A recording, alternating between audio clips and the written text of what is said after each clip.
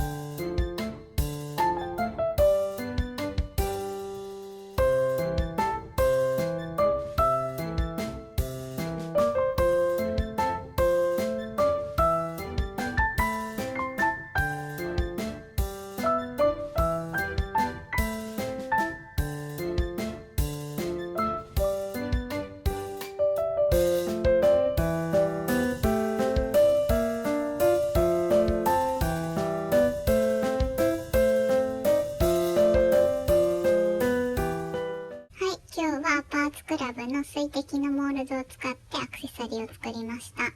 皆さんもぜひ作ってみてください。本日もご視聴ありがとうございました。それではバイバーイ。